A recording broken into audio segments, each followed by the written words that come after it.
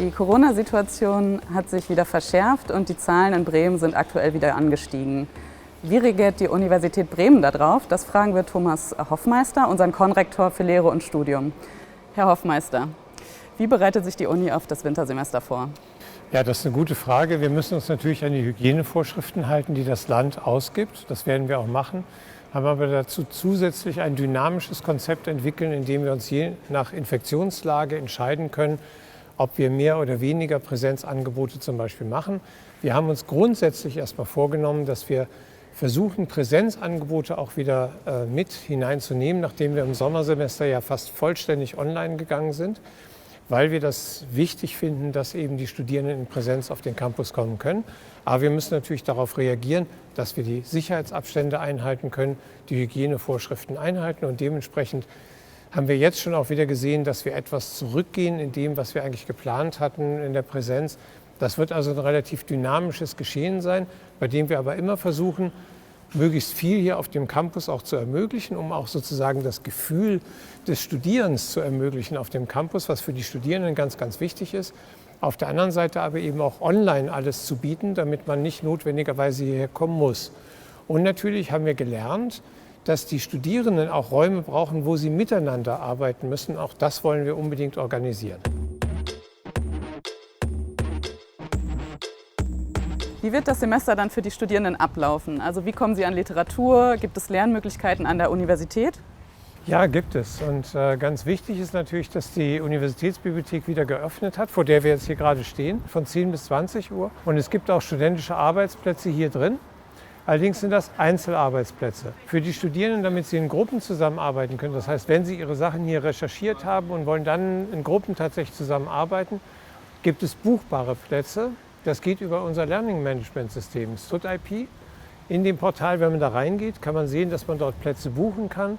Und dann kann man die für eine Zeit lang buchen und dort in Gruppen auch zusammenarbeiten.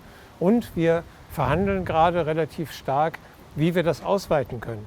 Damit halt die Studierenden oder mehr Studierende solche Plätze haben können, mieten wir unter Umständen Räumlichkeiten in der Stadt an oder wir stellen hier ein großes Bierzelt hin, was wir übrigens auch beheizen werden, damit die nicht erfrieren.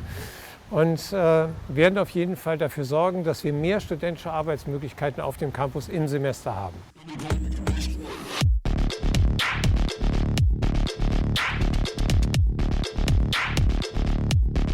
So, und hier gibt es jetzt eine Einlasskontrolle.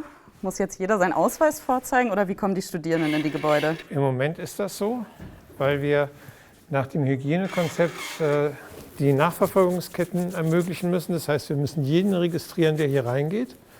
Und dementsprechend müssen wir uns im Moment auch ausweisen. Wir arbeiten aber jetzt daran, dass wir ein elektronisches System kriegen, was dann auch wieder über unser Learning Management System läuft, über StudIP, in dem Studierende einen QR-Code generieren können und den entweder auf dem Smartphone oder ausdrucken und mit hierher bringen und dann vor einem Panel halten. Und dann gibt es ein grünes oder rotes Licht.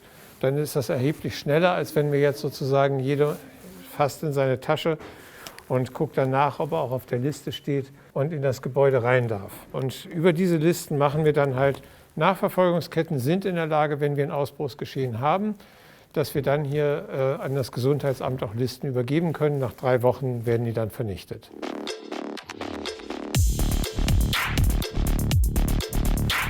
Ja, wir sind jetzt hier im größten Hörsaal. Wie wird das denn im nächsten Semester hier ablaufen? Naja, eigentlich passen hier 500 Personen rein. Aber jetzt haben wir das Problem, dass nach den neuesten Hygienevorschriften in solchen Veranstaltungen maximal 100 Personen dabei sein dürfen. Und wir müssen die Abstände einhalten zwischen den Personen. Das heißt, wir müssen gewährleisten, wenn hier 100 Personen drin sind in Präsenzveranstaltungen, dass die Abstände auch stimmen. Okay, und wie wird das dann gewährleistet? Naja, wir haben die Reihen nummeriert, wir haben die Sitze nummeriert und auf diese Art und Weise können wir Sitzplätze vergeben, die natürlich dann so orientiert sind, dass wir die Abstände einhalten können. Und natürlich noch die wichtigste Frage für alle Erstis, wie wird denn jetzt die O-Woche ablaufen? Ja, wir haben für die Orientierungswoche, die vom 26. bis 30. Oktober stattfindet, ein reichhaltiges Angebot, ganz, ganz viel online, sodass man nicht darauf angewiesen ist, hierher zu kommen. Wir wollen aber natürlich versuchen, möglichst auch Präsenzangebote zu machen. Da ist auch ganz viel geplant worden, aber in einigen Fällen auch schon wieder zurückgenommen worden, weil wir teilweise mit den Kohortengrößen einfach nicht zurande kommen, mit dem, was jetzt nach dem Hygiene Konzept noch erlaubt ist. Also müssen Studierende unbedingt auf die Webpages gucken, sich immer informieren, was passiert da gerade. Es wird aber auf jeden Fall auch Präsenzangebote geben. Das wollen wir unbedingt machen, damit es möglich ist, dass Studierende auch erfahren, wie fühlt sich das denn an, auf diesem Campus zu sein. Und wo finden die Studierenden dann alle Informationen? Wir haben eine Webpage, die heißt Uni-Startportal. Dort finden die Studierenden sämtliche Informationen, auch spezifisch für ihren Studiengang, was geplant ist und was sie dort für Informationsangebote haben und auch was für Präsenzformate in der Orientierungswoche stattfinden werden. Ja, dann vielen Dank für das Interview und wir werden auf jeden Fall alle Aktualisierungen auf die Website stellen und euch auch über Social Media informieren.